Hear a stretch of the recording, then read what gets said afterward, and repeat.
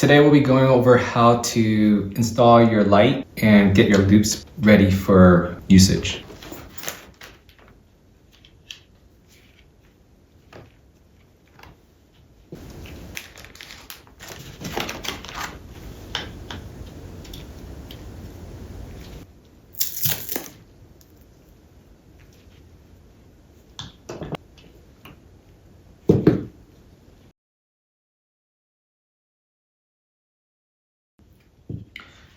You also have a clip that will help harness the wire onto your lab coat. What I like to do is create a little loop like so and clip that to secure.